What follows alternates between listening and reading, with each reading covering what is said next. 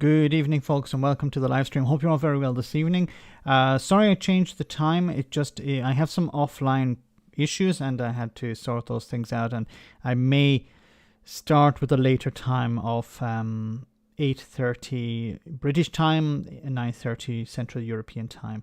I'll see how things go. Probably will stick with that because I have these offline issues that I need to sort out. So I want to say welcome to everyone who's on the stream tonight. Let's see who's on. We have Killer. Great to have you on, Killer. Thanks for moderating again. We have Derek. Great to see you, Derek. We also have Raven 1983 Witch. Great to see you. We also have Katrina. Great to have you on, Katrina. My electricity supplier has just gone bust. Oh my god.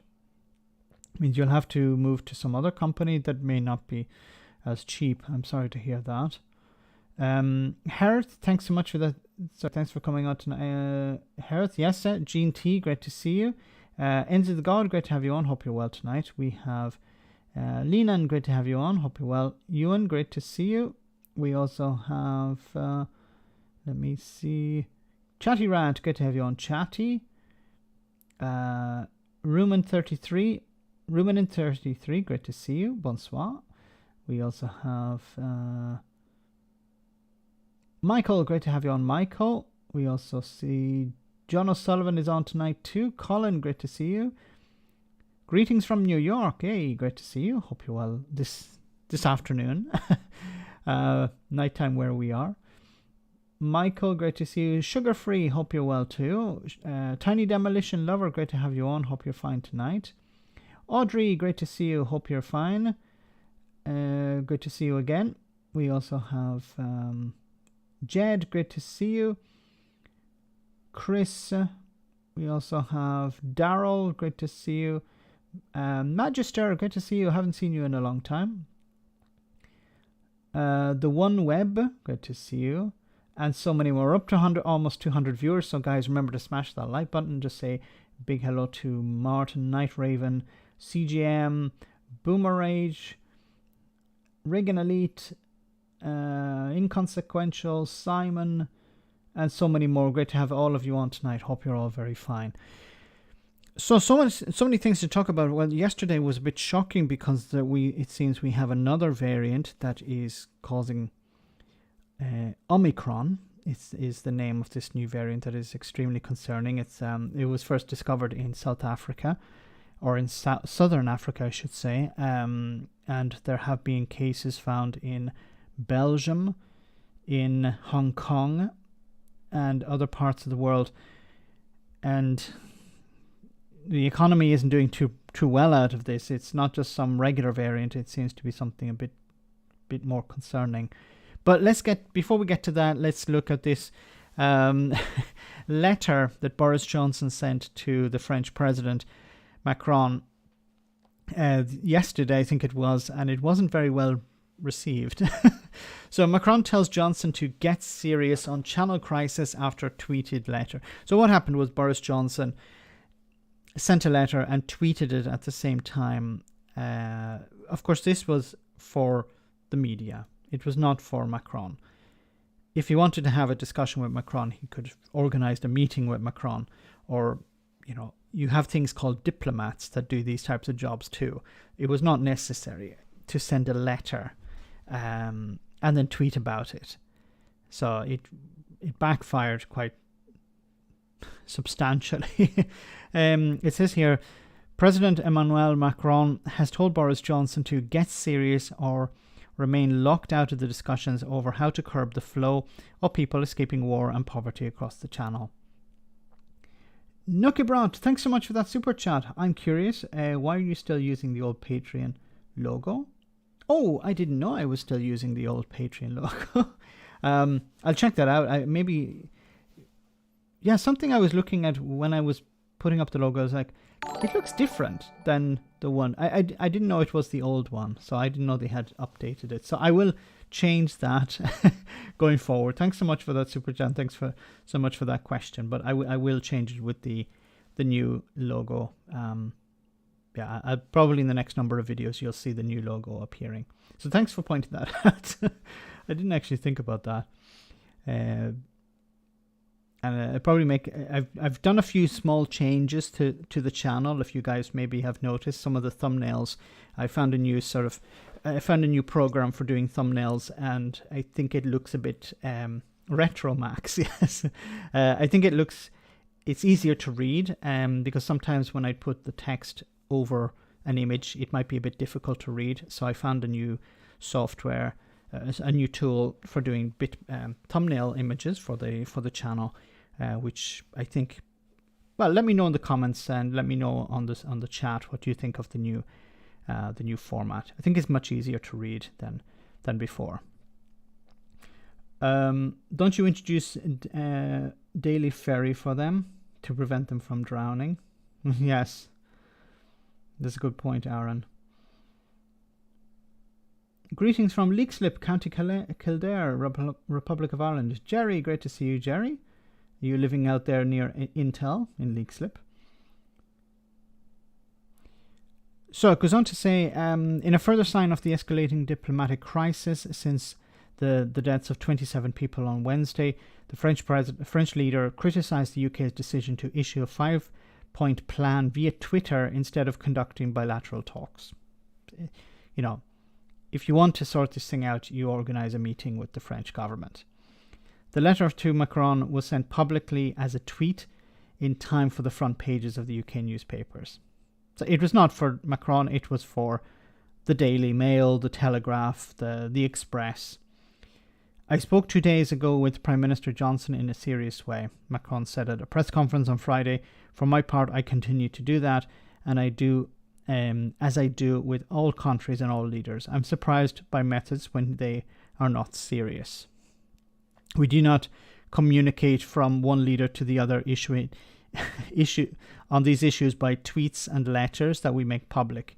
We are not whistleblowers. Come on. He's a bit more direct with his language than even Keir Starmer.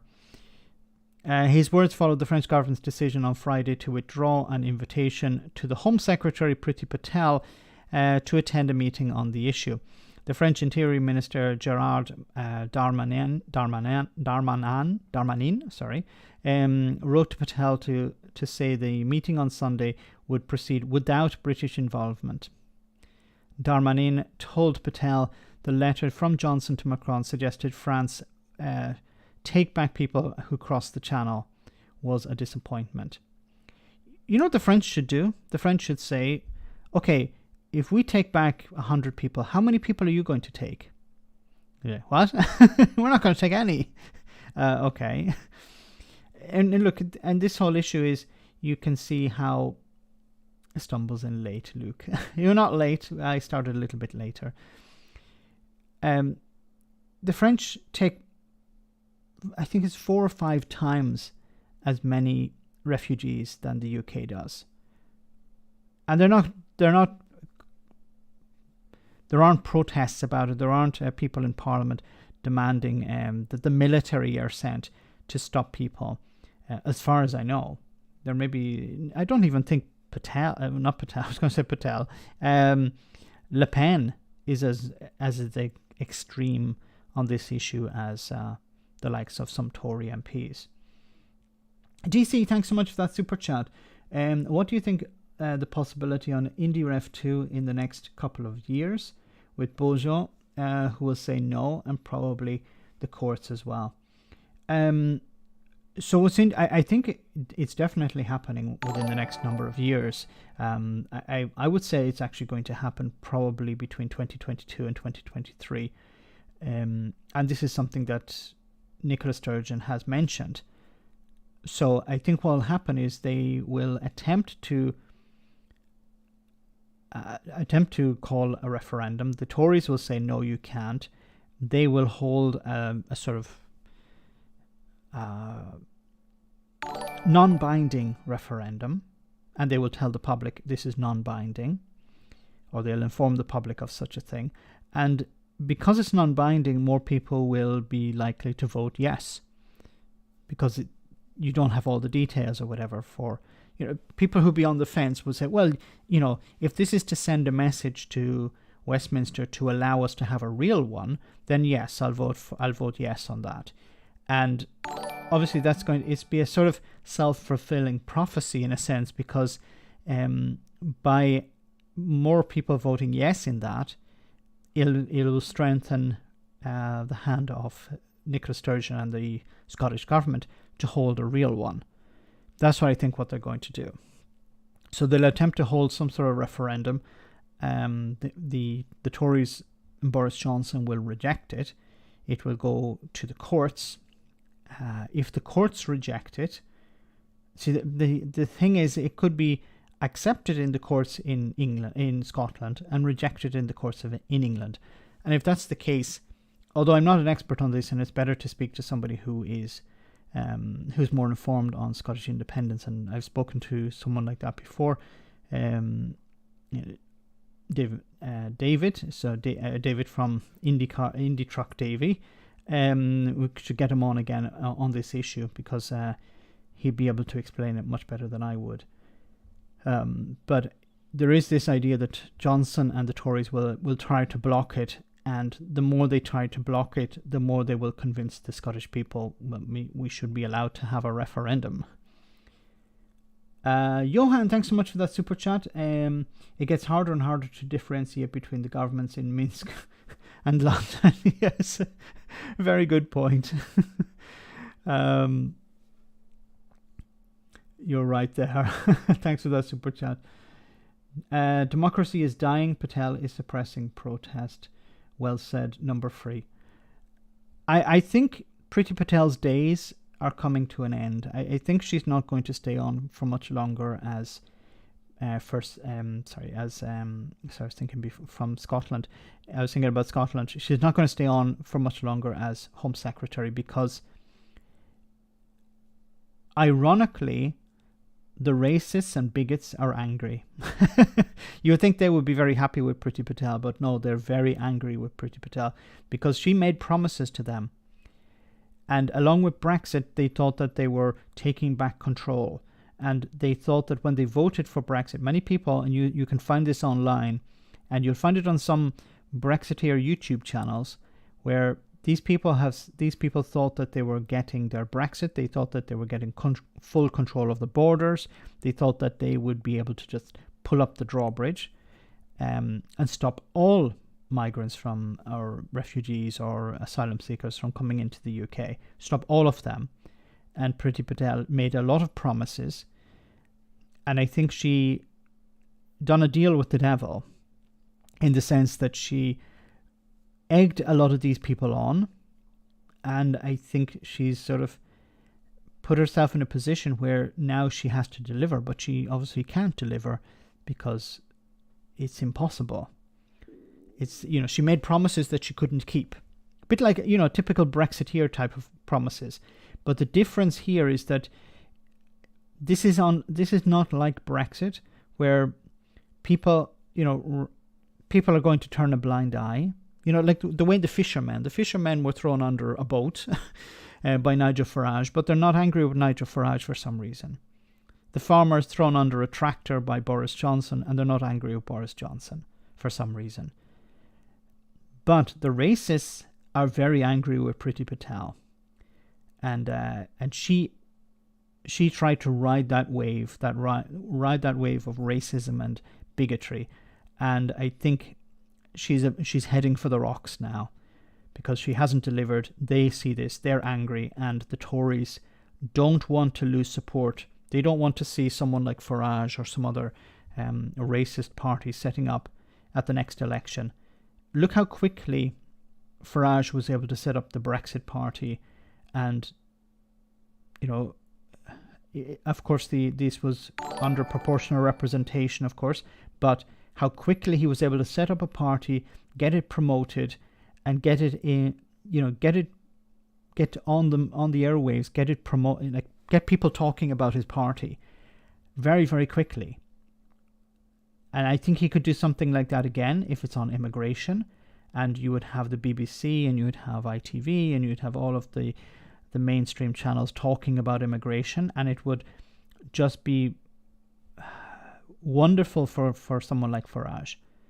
They'd have their issue, and they would use it as a tool to beat the Tories with, and in some marginal seats they could do some serious damage.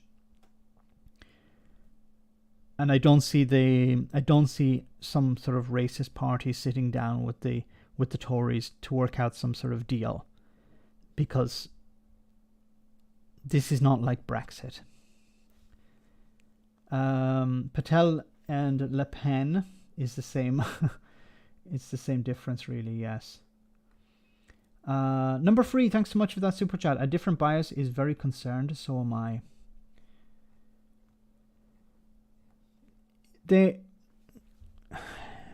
There's this march towards fascism, and it's really concerning, because before, a lot of these ideas were fringe.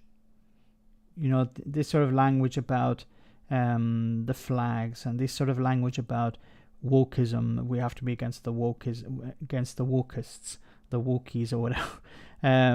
We have to control how universities operate. We have to control free speech in universities.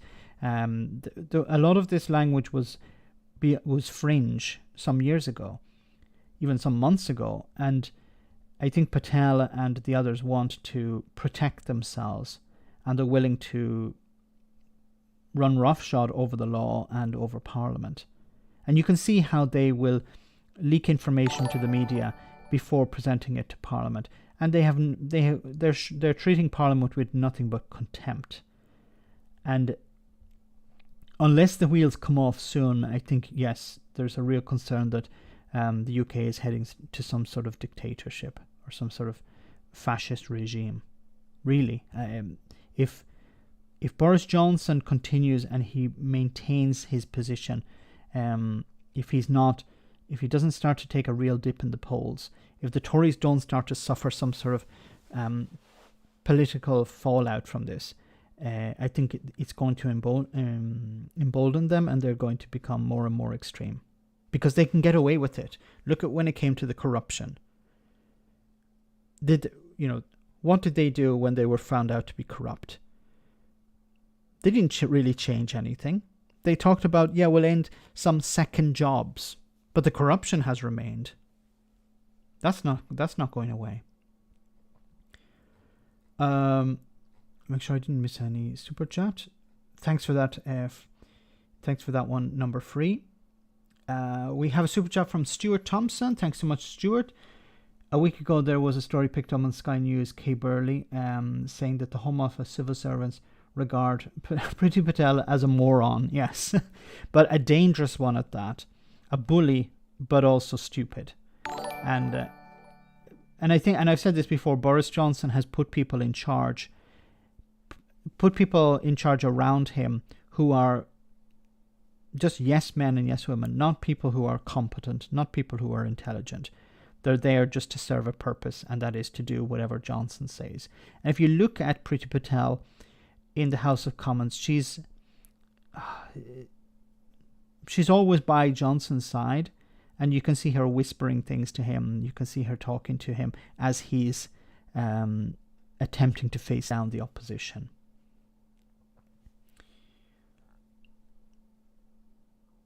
Phil's video was excellent. Hopefully people will follow the idea and get tactical voting up and running. It's the only way to deal with the Tories. Thanks so much, Stuart. It's the only way to deal with the Tories is tactical voting. Because Labour on their own can't win. They need the help of the other parties. And the objective now must be to get the Tories out. That has to be the objective. Wherever a Tory is running, tactically vote against them. Get them out, get your guys in, and bring about a complete and utter change of the electoral system. Bring in proportional representation. It's the only way to get rid of the Tories forever, because as I said before, under PR, many of the parties would split. The bigger parties would split up into smaller factions, and then they would form coalitions, and it would dilute the more extreme. Because the extreme, and we've seen this across Europe, how you have governments with extreme parties in them, but the extremes are diluted. At the moment, you have an extreme party with an 80-seat majority. that can't continue. Patel is suppressing the vote. Is suppressing protest via the Lords. Thanks so much for that super chat, number 3. I want to do a video on that because I think it's really important. It's something that's really concerning. The right to protest is fundamental to a democracy. If we don't have that, how are we supposed to hold governments to account? Because Boris Johnson's government has an 80-seat majority, so Parliament can't hold him to account. He has friends in the media. They're not going to hold him to account. So the last option for the public is protest. And if that is suppressed, then all hope is lost.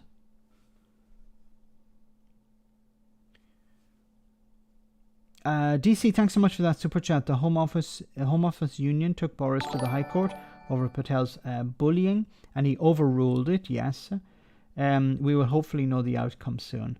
He overruled it and they settled out of court. That shows how innocent she was. She wasn't willing to defend herself. They had to settle out of court. So, but Boris Johnson overruling.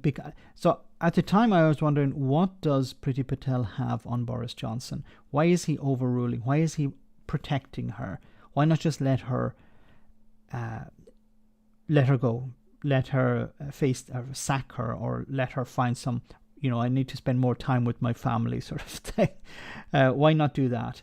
But instead he protected her. Why was that? Maybe he saw her as an asset. I don't think he sees her as an asset today.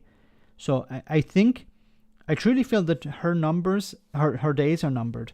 I don't see her lasting much longer, because it's not so much she's not popular anymore within the Conservative Party. It's the supporters, it's the voters, and they're angry with her. They want her to bomb. Really, there are people online now. I don't know how much they represent also offline thinking, but I think a lot of people say things online that they would be afraid to say in public, even at this stage. And a lot of them are talking about like bombing France and invading France and horrible language you'll read online. And this is the sort of things that people think but do not say, and that's extremely concerning. And they have turned on Patel. They're not happy with Johnson, and they're not happy with the Tories, and they would be ready to vote for another party. And I think that's scaring the Tories at the moment. So they'll have to replace Patel with somebody, but it would have to be somebody worse than Patel. And I don't know who's worse than Patel at the moment. Maybe Michael Gove. But it would have to be, she has this persona about her, so it would have to be also somebody with that type of persona. Pete, great to see you on the stream. Anyway, it goes on to say here,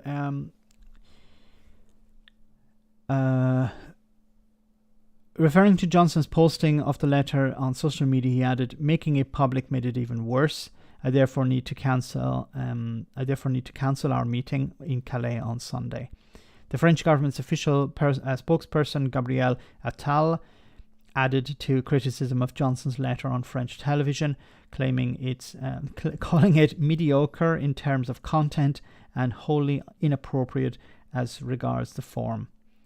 Attal told BFM TV the letter was mediocre because it does not respect all of the work that has been done by our Coast Guard, police, Jarmains, and lifeguard crews. It basically proposes a relocation agreement, which is clearly not what's needed to solve this problem. We're sick and tired of this double talk and outsourcing of problems. What I really found disgusting, and you probably heard it in the video where I was talking about Nick Ferrari. The people like Nick Ferrari and others on the right will say, we need to stop the numbers dying in the sea. We need to stop these people traffickers. Well, the way to stop the people traffickers is to create safe routes for people to come into the country and claim asylum. Allow them to come into the country via safe routes and then allow them to claim asylum. That would end the people traffickers, because people wouldn't have to pay tens of thousands, in some cases between 2,000 and 10,000 euros to a people trafficker to get to the UK. People wouldn't pay that. So the people traffickers would go out of business overnight if you created tomorrow safe routes for people to access the UK. But of course you can't do that. Why? Because you'd upset the racists. The racists don't want any safe routes. They want, what the racists want is no one to arrive in the UK. It's not they want real refugees. Some of them will say, yeah, we care about the real ones. We just don't want the fake ones or the illegal ones. No, they don't want anyone. So they're not interested in safe routes. They want the dangerous routes, but they want the dangerous routes and they want the military to respond to boats coming across the channel. It's some sort of weird fantasy that these people have. They have no respect for life at all. And I really think if some of them were actually on a boat and they saw people drowning, perhaps it would change their mind. Perhaps for some of them, no, they would enjoy it actually. But I think, typing away on a keyboard is very different to being on a boat watching people drown. Nick Ferrari was a rabid Brexiteer on The Pledge on Sky. I remember that. He has somewhat shifted, but he's not a Remainer, but he has quietened down on a bit of his Brexiteer rhetoric. The racists want them all to drown, yes. The French don't care about the UK racists. No. If the government really cared about this, they would create safe routes for people to come in, process the asylum claims faster. But then they don't want to process them faster because that would require investment and it would require hiring staff. But there is a shortage of staff at the moment because of Brexit as well. The government are not interested in actually investing in this. But also, and I think it comes back to that point I was saying before, they don't want to invest in it because they don't want it fixed. Because as soon as the problem is fixed, then they can't use it as a vote winner. Maybe I'm being too cynical here, but I honestly believe that the Tories see it as a vote winner. If, there's corruption, scandal, we're doing bad in the polls, pull out the immigration card. Who's going to be tough on immigration? Well, the Labour Party aren't. They're just going to allow anyone in. And there was a Tory MP, I think it was, who was writing for the Daily Mail and talking about, well, of course they're coming over here. They're getting a free mobile phone. They're getting £40 a week. They're being held in 2-star hotels. That's why they're coming over here. My God. That's still the rhetoric. That's the type of rhetoric you heard about 10 years ago. Gahal, thanks so much for that super chat. They don't want to share their Brexit benefits.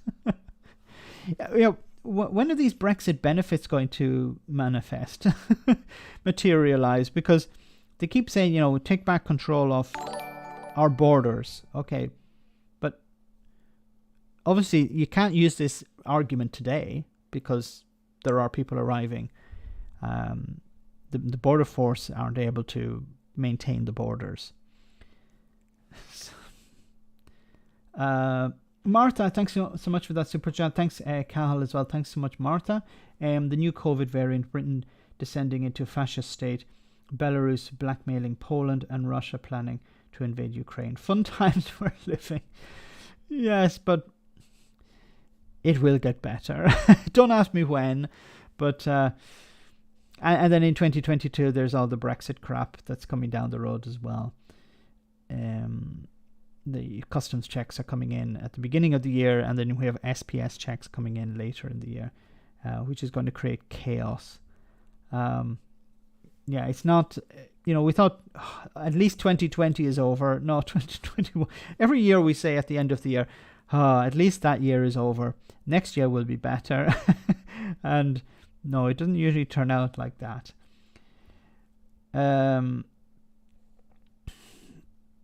So about the new variant, that's extremely concerning. And Britain descending into a fascist state, that's something we've been seeing for a long time now. And it seems to be just getting worse and worse until an election is held and the Tories get their arses handed to them. Belarus blackmailing Poland, yes, with immigration. And we've even heard Tory MPs saying, we need to be like, we need to be as tough as what's happening over there. And then Russia planning to invade Ukraine. So Russia, it seems, have about 100,000 soldiers ready to go into Ukraine. Hopefully that's not going to happen. Hopefully it's just some saber rattling, but it's some major saber rattling if it is. Unusually large sabers are being rattled, and rattled unusually loud.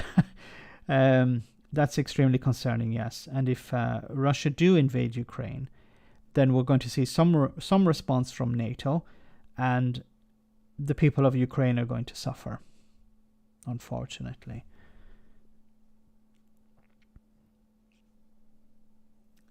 Anyway, let's move on. So sticking somewhat with Brexit, French fishers block 3 ports and channel tunnel access road. So the French fishermen were saying some days ago, and this is something you have to admire about French farmers and French fishermen, is they don't deal in idle threats. The British fishermen, why haven't they protested against Brexit? Why haven't they protested against Nigel Farage or Boris Johnson? Or the French definitely know how to protest. So it says here, a symbolic protest does not halt traffic, but are intended as a warning shot in post-Brexit fishing licenses row. So as we know, there's a row going on between French fishermen and the UK government over the issuing of licenses. So it says here, French fishing crews are mounting a symbolic protest at the Channel Tunnel and 3 ports in northern France in a day of action against the British government over the ongoing dispute about access of French boats in the Channel. The fishers lit red flares as they started their protest on Friday at the port of Saint-Malo before moving to Calais and the Channel Tunnel in the afternoon. Half a dozen fishing vessels blocked access to the Calais port, the main gateway to Europe from the UK, in a 90-minute protest, with similar protests mounted in the ports of Ouistreham, I know I'm mispronouncing that, and access roads to the Channel Tunnel. "We want our licenses back," read an English language banner brandished on one of the boats.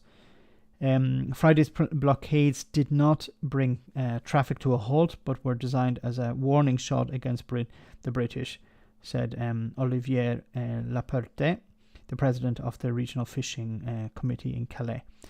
He added it was a symbolic action, but if the dispute over what they say is the UK's failure to issue the French with their full complement of fishing licenses continues, they will escalate their actions and show more teeth.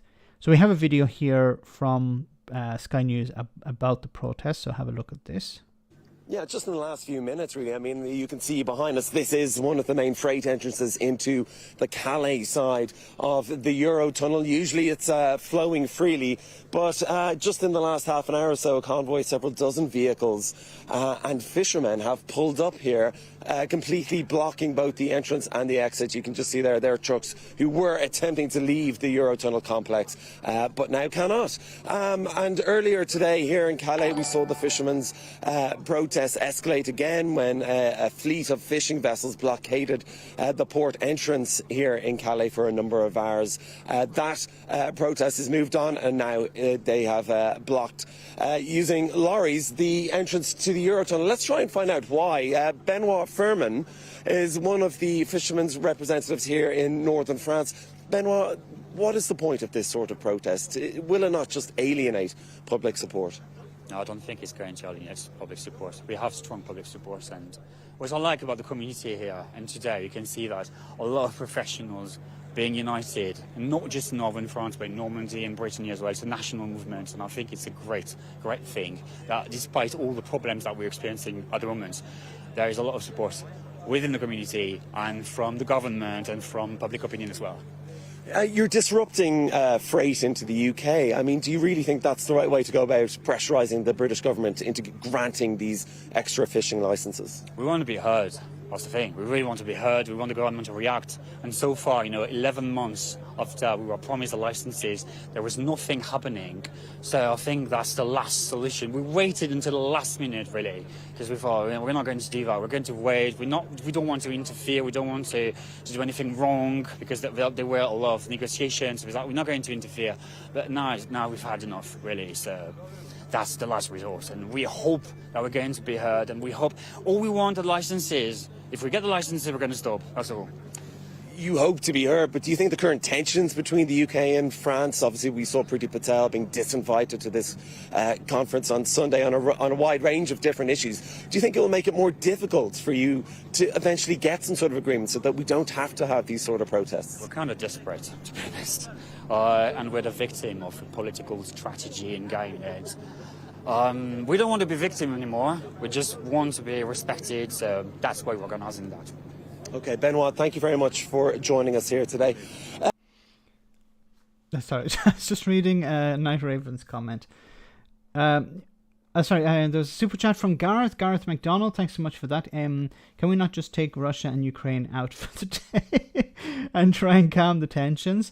I hear Peppa Big World. It's lovely this time of the year. I think Peppa Pig World would be the solution to, we could take the Israelis and the Palestinians to Peppa Pig World, and, everyone would come out friends.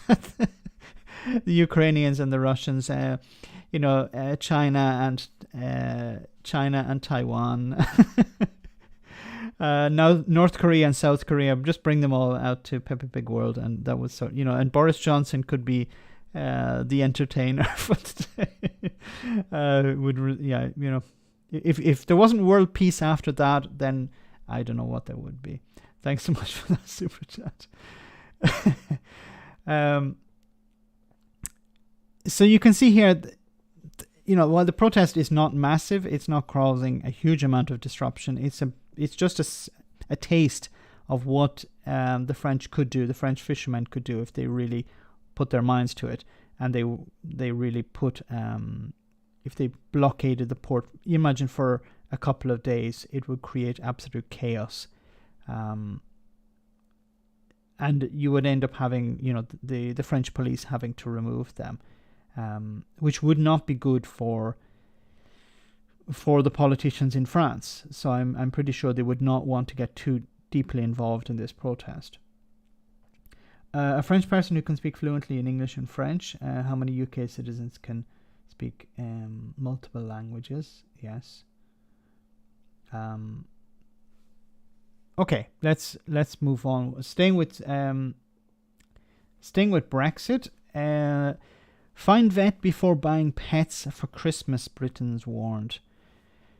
I remember a pet is not just for Christmas, but for life. People are considering buying dogs and cats for Christmas are being asked to check if they have access to a vet before they are due to shortages caused by Brexit and COVID. There's a shortage of vets for farms at the moment because of Brexit, because of the ending of freedom of movement and the new immigration restrictions brought in by Priti Patel. Because there's a shortage of vets, many of these vets are either overworked or some of them are leaving the industry, leaving the practice, the profession. And some of them are working in areas that pay better. The British Veterinary Association is urging caution after a rise in demand for vets due to the increase in pet ownership in lockdown and the new legal requirement for British health checks on food exports to the EU. The British Veterinary Association comments just come out days after the Food Standards Agency warned meat and poultry producers that the shortage of vets might impact the supply of meat over Christmas. The BVA Senior Vice President Jack Russell said the shortage of vets could also affect domestic animals. If you're thinking you should be having a puppy or a kitten or whatever, then part of the due diligence really of thinking, how am I going to look after the animal right through its life, would be to think whether I can access veterinary care for this animal. This is concerning because, what will happen is if people will go out at Christmas, get pets for their children, which I think is completely wrong. Please do not buy a pet. Go to a shelter and rescue one. But if people get pets, remember there may be trouble looking after them because there'll be a shortage of vets. You may need to travel further afield. And unfortunately, many people will not want to do that. People will not understand the costs involved with this, and they will unfortunately abandon these animals. And it's a real problem. Or leave them at shelters where somebody else will have to deal with the issues. So I think most of the people here are intelligent people, but a lot of people will just buy an animal at Christmas to keep their child happy, and then within a couple of months it will be abandoned. We would encourage people to check in with their local vets to find out, are they taking on clients at the moment, what happens out of hours, he said, these sort of questions to make sure that they're actually in a position to fulfill their obligations of being able to find veterinary care for those animals when they need it. The warnings come amid unprecedented demand on vets in the wake of Brexit. All exporters of meat and fish to the EU required to get vets or veterinary officers to certify food for entry into the EU. Yeah, so products leaving the UK for the EU need to have a veterinary health certificate. Even things like crisps, because they contain animal products. So anything that contains animal products like milk or cheese, or meat or any type of product like that needs to be accompanied with a veterinary health certificate. And it doesn't necessarily need a vet to sign it off, but they need a veterinary officer who's somebody who he's not a vet, not a qualified vet, but they're able to sign off on some of this paperwork. But it takes time, and you need a vet to sign off on some of it.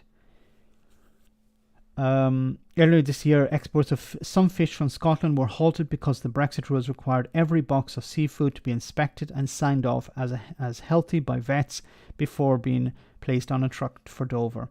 Russell said that the new certification process was consuming vast amounts of vets' time. From the 1st of January to the end of September, our profession spent 210 years worth of time completing export health certificates. There's a wonderful statistic for you. 210 years wasted because of Brexit.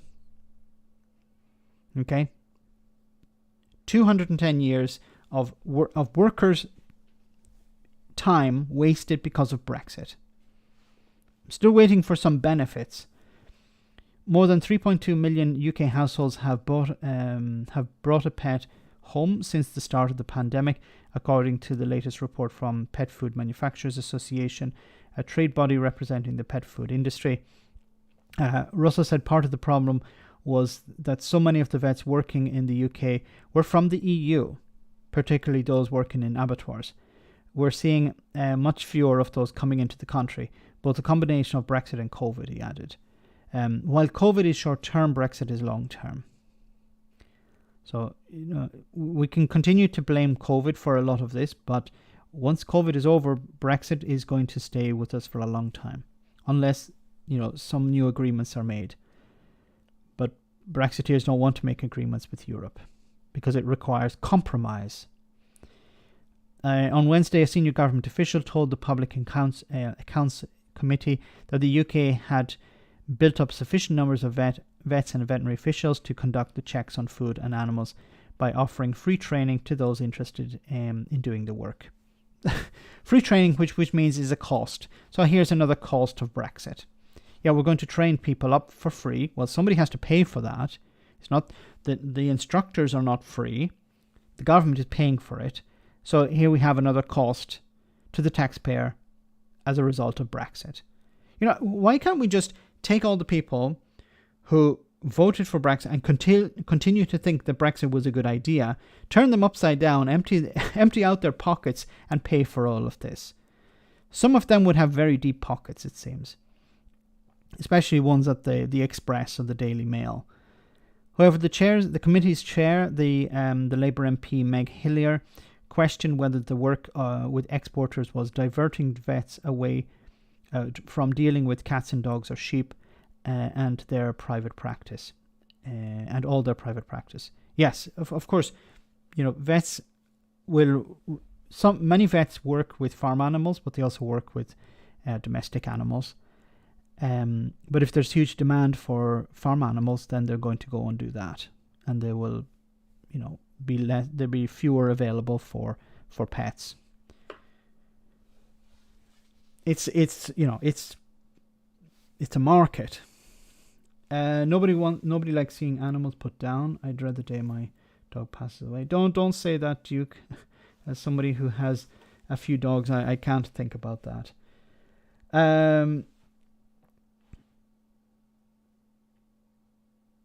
Comparing COVID and Brexit is better than World War II. Or World War II is a very low bar. Yes. The Brexiteers were saying, we survived the Blitz, okay? Although Brexiteers would have been the type of people who would have turned on the lights because sovereignty. Anyway. We'll just take a little break, guys, and then we'll come back with some serious stuff. Welcome anyone who's new to the stream. Well, we're up to 384 viewers. Remember, guys, to smash the like button. We'll just take a short comedy moment, then we'll get back to the serious stuff in just a jiffy. So I'll just show you this video first.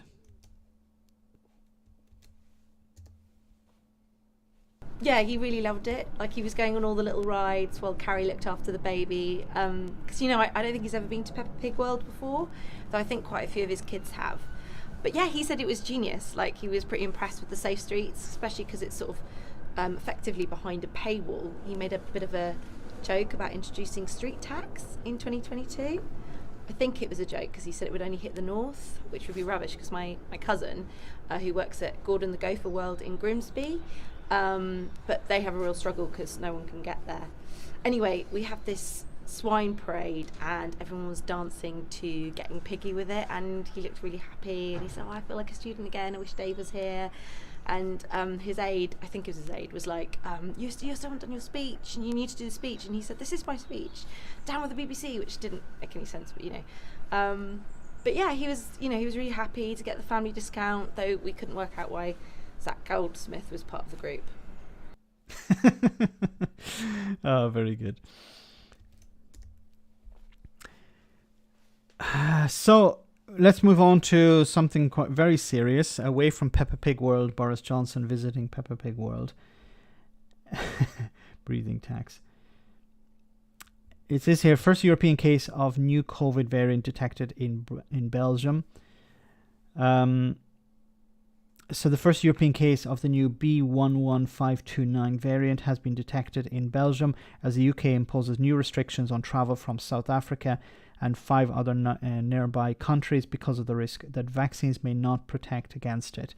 Just hours after the UK Health Secretary Sajid Javid warned it was highly likely that the new variant has spread further than it would than where it was first discovered in South Africa. Belgium recorded a case in a woman who had recently travelled from Egypt via Turkey.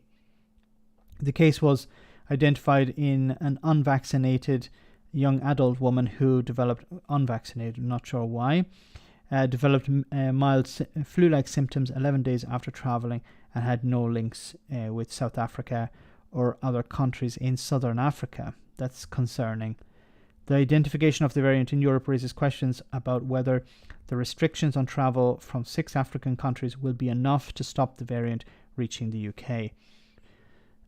Javid said on Friday that he was concerned this new variant may pose substantial risk to public health because of the fear it may evade current vaccines. He said that there were no known cases yet in the UK, but precautions were being taken because current vaccines may be less effective against it, and it may be more transmissible than other variants. Then the solution, the response, I should say, to this is to encourage more people to wear masks. If there's a new variant and there's a concern, then we should try to limit its ability to spread. We need to go back to, or at least try and enforce some sort of mask wearing. Once again, I've said this before over the last year, they're not a silver bullet, but they help protect.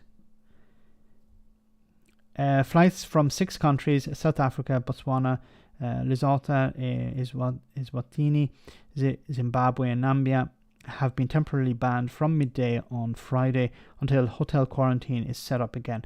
The accommodation costs $2,285 for one adult.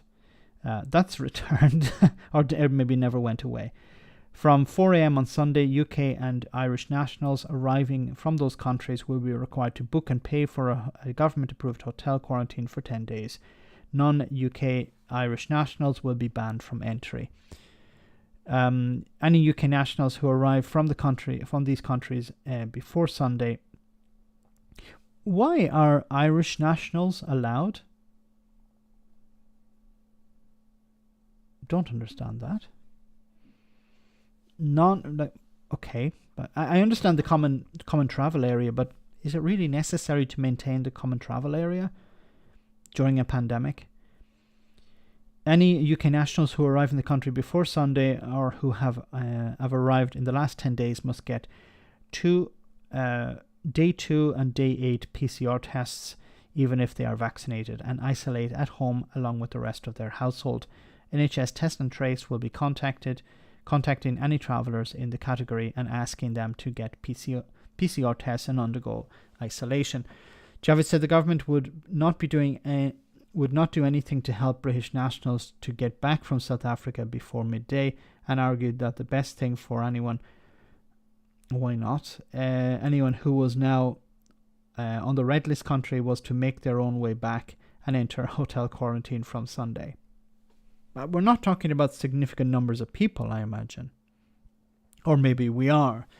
He acknowledged that thousands of tourists and other travellers were likely to be hit by the restrictions involving paying many thousands of pounds in hotel quarantine bills. I understand whether it's sports teams or the thousands of British tourists and others that currently find themselves in South Africa, Botswana and these countries. This is very difficult news, but I hope they will understand, he said. Those who cannot pay may be eligible for hardship arrangements, which include repayment fees or fee waivers in exceptionally limited circumstances. So this is very concerning. There's a real risk that we're going to see something like the pandemic once again, the worst of the pandemic once again. Hopefully that's not the case. But it seems to be a real concern at the moment. The response in the media has been much worse than the response, I think, to the original South African variant. So I remember last year there was the beginning of this year? No, it was last year where there was the South African variant following the first variant, and although we were still in the middle of the pandemic, so maybe the response was not as concerning at the time. But this seems to be much more concerning. Let me read some of your comments before we go. People can pass freely from through the Northern Ireland border. Irish people could enter the UK anyway, so they might as well let them in. I guess that's the... I was thinking, you know, at least from Northern Ireland, like they should have maybe some bigger restrictions on people travelling from Northern Ireland. Treat Ireland as an island. I know the unionists wouldn't like that, but for health safety reasons. South African variant called Omicron. Omicron is Greek for 70. It's that 70 named variant. Is that 70 named variants in less than a year? It could be number 70.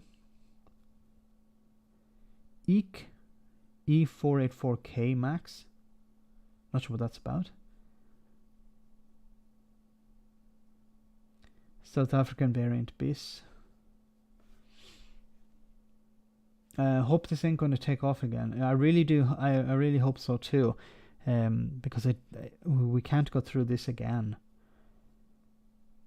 Delta, Mu, Moricron, take your pick. The Antarctic variant. No, please no. I've seen the movie. No, that was in that was Arctica, was it? No, the with Kurt Russell, The Thing. Anyway, let's just related to this. Of course, there is the economic problem. I just want to show you this. Wall Street joins sell-off. So the New York Stock Exchange stock market is falling sharply at the beginning of trading amid fears. This is from 7 hours ago. Amid fears over the new COVID-19 variant. The S&P 500 index, which covers a broad range of the market, dropped by 1.25%. At open, down 60 points at 4,641. Energy, financial and industrial stocks are leading the sell-off, along with travel firms in what will be shortened season for the Thanksgiving break. This is concerning because it's, and you can see here, why did that move? Okay. U.S. travel companies are in the red, which with cruise operator Carnival down 10% on the S&P 500, Royal Caribbean of 9.1%, and United Airlines falling 9.6%. Because they're afraid now that people will start cancelling. Oh, look, there's this new variant. We need to find out pretty quickly if it's as bad as people say it is. Otherwise, many of these industries are going to suffer, and you can see here how, following this news, all are down apart from gold. And normally, when people are concerned, they buy gold for some reason. Yeah, because you can put it in your house or something, and if there's an apocalypse, you can buy stuff with gold.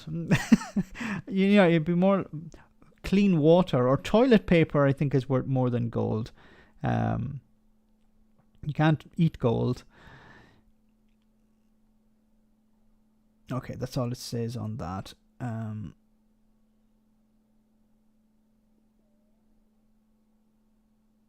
An increase in volatility.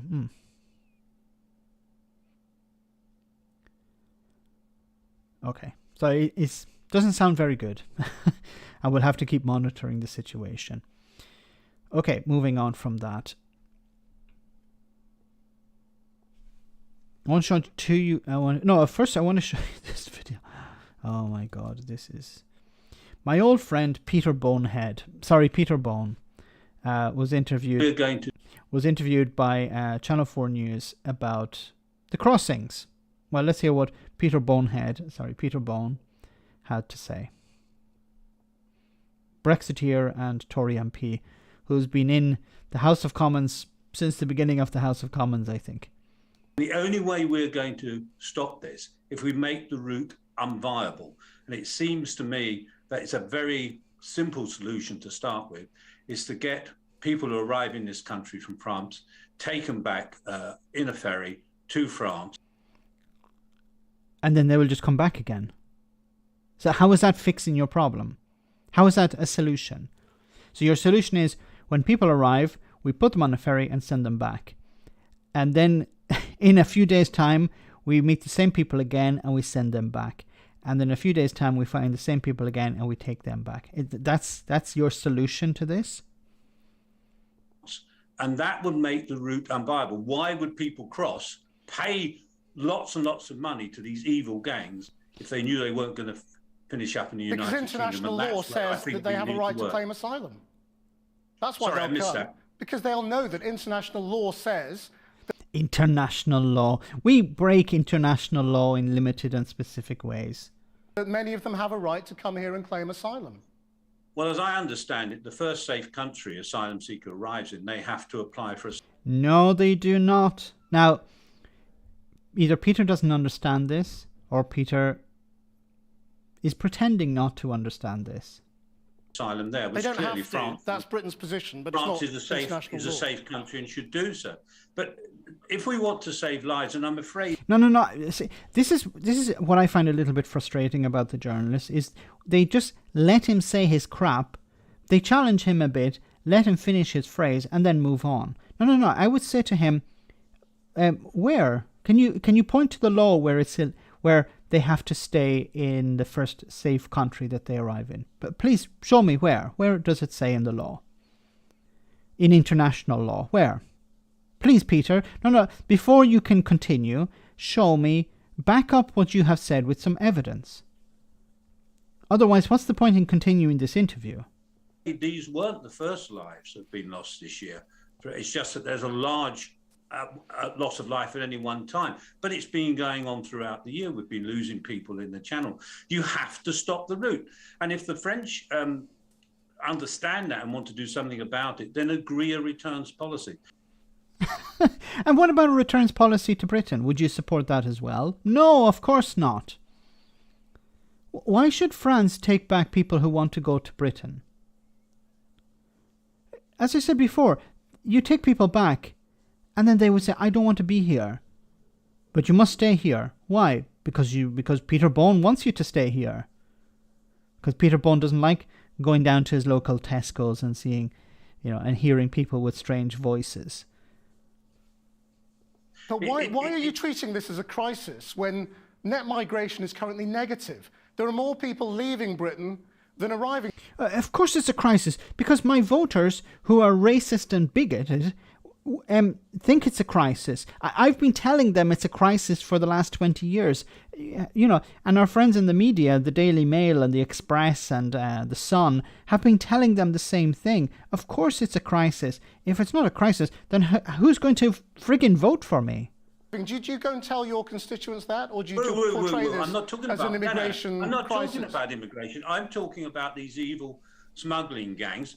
These evil smuggling gangs are so evil, we could get rid of them tomorrow, but we'd prefer not to. We could make safe channels, and then these evil, horrible, disgusting, vile smuggling gangs would be out of business. But we don't want to do that. Why? Because, the racists would be upset. So on a balance, if you think about it, there's a balance. Defeating the smuggling gangs, horrible, disgusting, vile smuggling gangs, or keep the racists happy.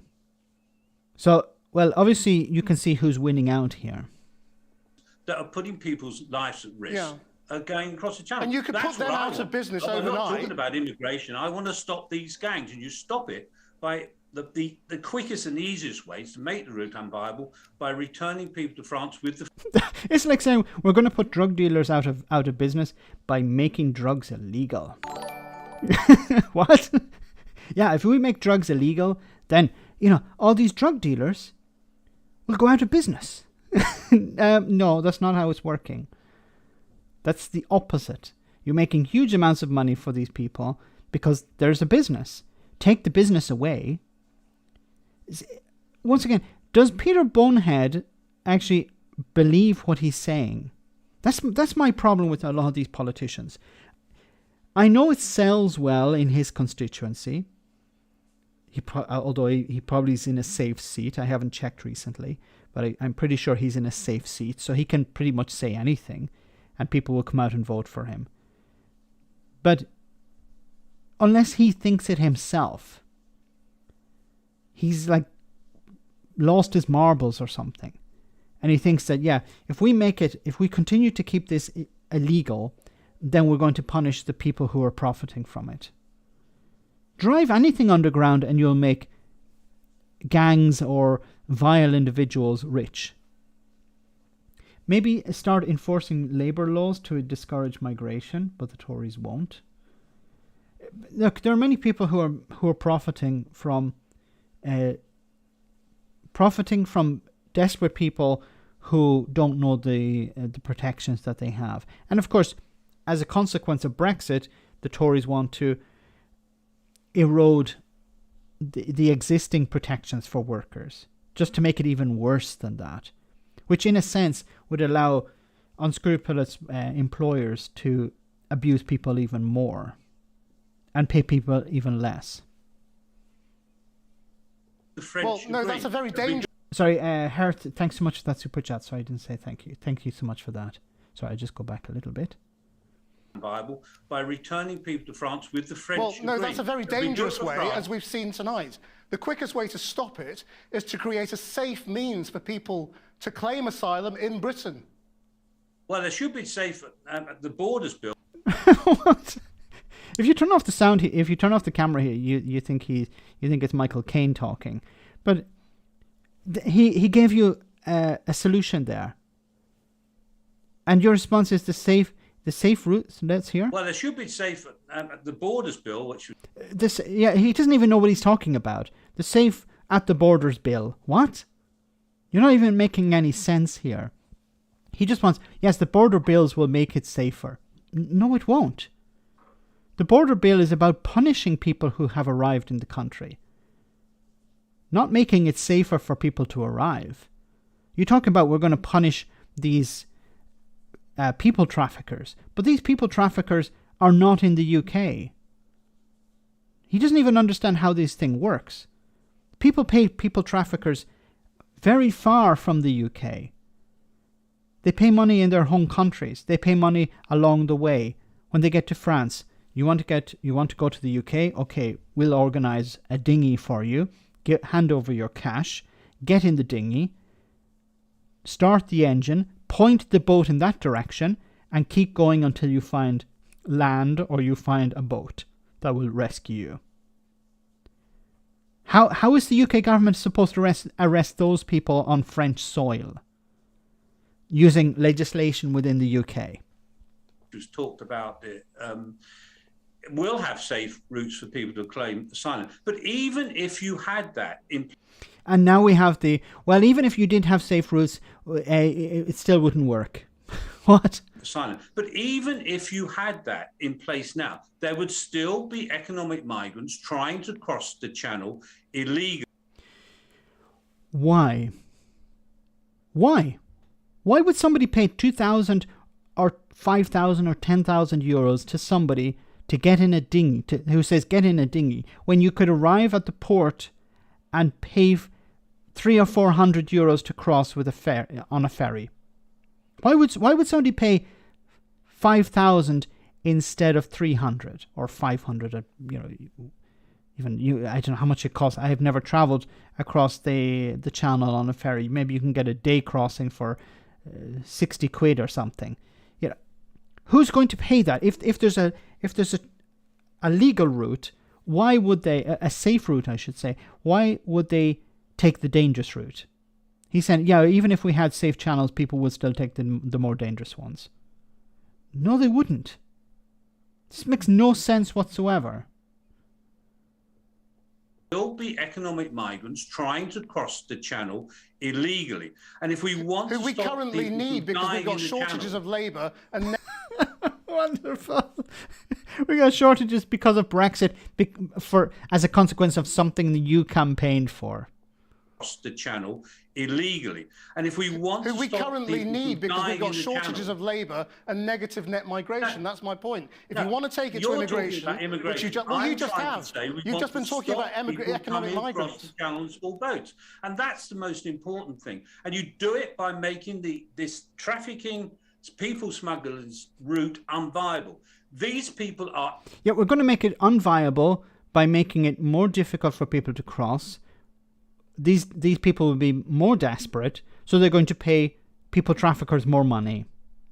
Maybe Peter, I better be careful what I say, but Peter's almost sounding like somebody who's a people trafficker because he's like, you know, we need to maintain this industry because, you know, it's terrible, but, you know, it's working. Yeah, but they're horrible people. But, you know, we don't want to get rid of it. We wouldn't want to completely do away. Yeah, officially we want to get rid of it, but, you know, it's not that bad. Model First, thanks so much for that super chat.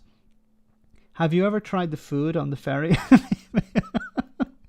Night Raven is terrible. Yes. I did actually travel by ferry once many moons ago from Rosslare to Le Havre, and it was horrible. 22 hours on a ferry. The most evil people in society, and we need to deal with. No. The most evil people in society are people who can fix a problem and decide, no, I'm not going to fix a problem. Because if I fix the problem, I'm going to upset racists. Those are the most evil people in society. Yes, the people traffickers are horrible individuals, taking advantage of poor people, desperate people. But if you have the possibility to remove their incentive, if you have the possibility to put them out of business and you do not, then please tell me, who is more evil? It's it's Peter's trafficking gang.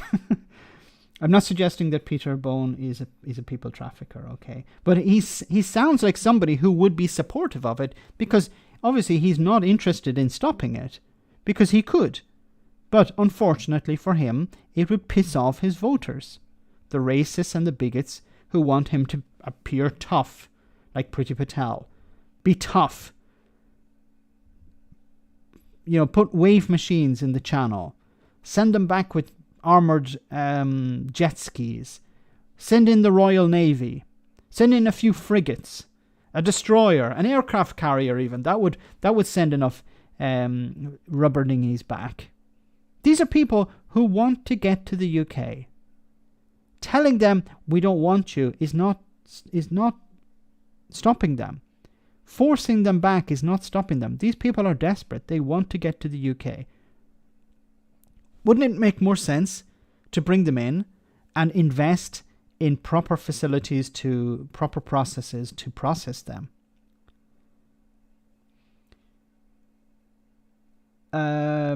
The direct ferry routes from Rosslare to the continent have become much busier over the coming years, both for freight and passengers. The UK will be completely bypassed. And I've covered that on the channel, that there are a number of a large number of routes starting up. Now, the land bridge will still be used for a lot of freight, but it is being bypassed a certain amount, and it's increasing all the time. Whose idea was the wave machine? I don't know who originally came up with it, but Priti Patel was mentioning it. Or she was talking about it to some extent. Do a boat, don't do a boat.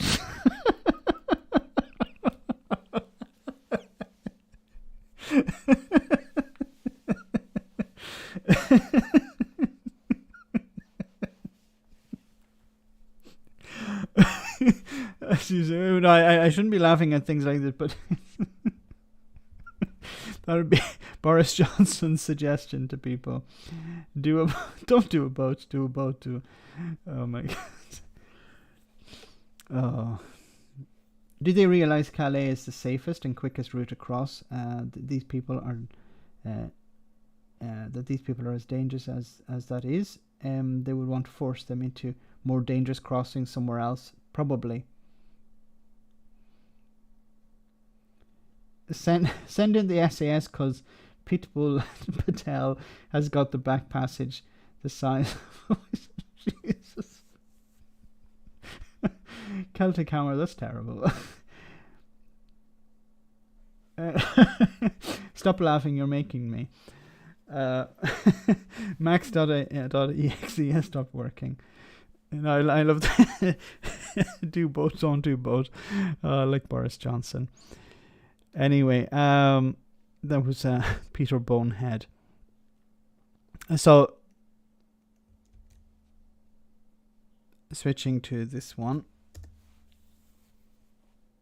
They left home because they believed Europe would be better than Iraq, and because they're human, and humans have always moved in search of a better life.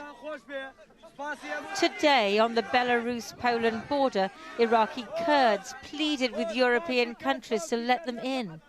A majority of those who drowned in the Channel yesterday are also believed to be from Iraqi Kurdistan, a place where hopes of prosperity and freedom after the downfall of Saddam Hussein in 2003 have dwindled and died. You know, what pisses me off about all of this as well is how the United States is...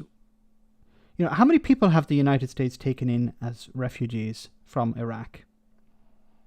You know, George W. Bush, Dick Cheney and all of those people were happy to go into war, to go to war with Iraq, destroy the country, remove its government, de-Ba'athize the regime, the country completely, and leave it with nothing, leave a power vacuum.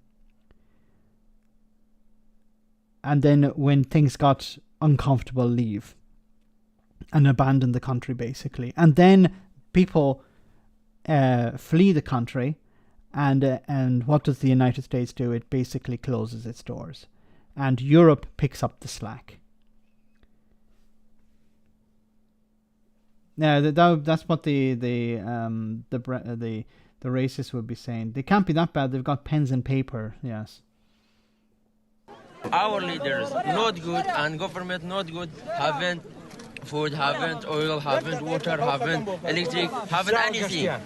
Many recent arrivals in Calais came through Belarus and Poland, spending time in bleak, frozen border camps like this one in a warehouse. Not all would qualify for asylum. Iraqi Kurdistan isn't as repressive as Syria or Afghanistan. But in recent years, nepotism, corruption and increasing human rights abuse have driven away thousands, especially those with a good education who see no future back home. There's no life, there's no work. And this is something that people seem to forget as well, is that, you know, during a civil war, this could happen to any of us. You know, you're a doctor one day, working in a hospital, a good job, a qualified position, and your country has a civil war, and you have to escape.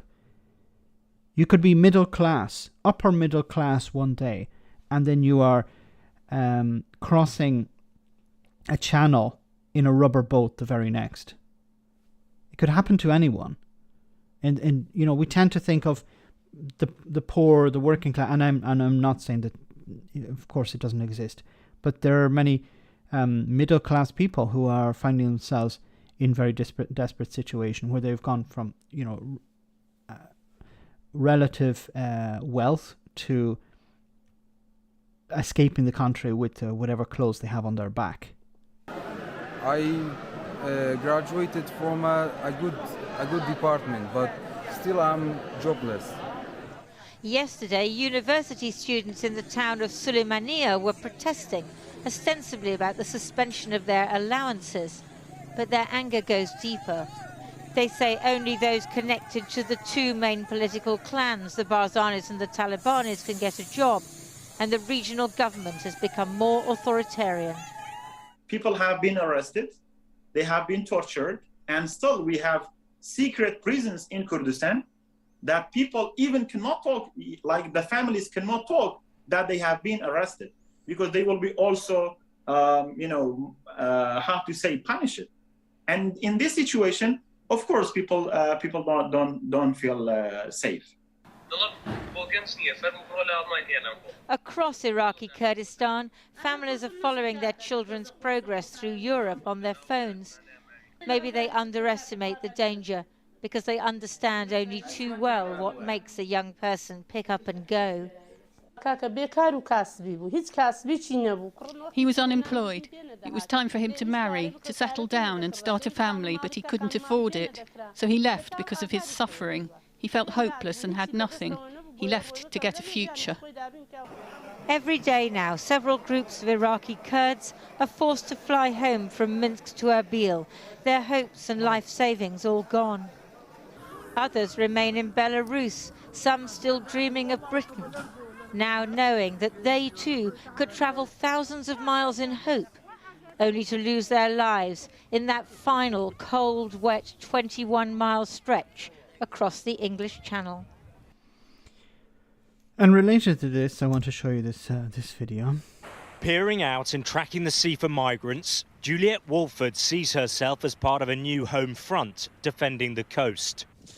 Would you like to tell me why you're here? Video cameras are also part of the armoury. She and other activists are angry at the constant arrival of boats. I would like to see a proper, secure process. If these people are running from war, I think then we need to help them. But there are a lot of the migrants that are not running from war. You know, we need to have a process. There is a process. They claim asylum, and they are processed, and they are rejected, or they are accepted. And then later on, they can apply for jobs. You know, and there's a shortage of workers at the moment. Surely you should be welcoming these people. There aren't enough heavy goods vehicle drivers. Maybe some of those young men could work as picking fruit or working in supermarkets. Surely you should be welcoming them. UKIP voter, probably yes. Activist, yes. I'm surprised Nigel Farage isn't there, you know, egging her on. Everyone here, including Juliet, is shocked by this tragedy, but many agree with what she's saying. But others are not so sure. A short distance away on another cliff sits Kay Marsh from Channel Rescue. Her volunteer group checks the weather and alerts the Coast Guard to any boats in distress. The tragedy in the Channel was an accident waiting to happen. There are a lot of people that do really care, and they do want to promote this welcoming in Dover. They're just frightened because it is a very controversial issue. We need to see these people as human beings who are fleeing death, destruction, poverty and war. They may be two women a few miles apart, but their reactions to what they've been witnessing over the last few years could not be more different.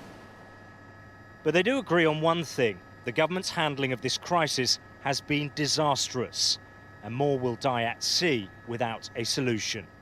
The chaotic arrival of migrants on the beaches along the Kent coastline is likely to become an even more divisive problem in the months to come. In this community, it's already a toxic and polarising issue. And of course, somebody's going to try and take advantage of that. And I can guarantee, if it's not Farage, it's somebody like Farage is going to set up a party at the next election, and they're going to try and win over the angry people. They're going to say, if you vote for us, we're going to send them all back. If you vote for us, we're going to stop them crossing the sea. If you're going to vote for us, we're going to make it illegal for people to help them out. Like Patel has been trying to do. But even worse than Patel. Paul, thanks so much for that super chat.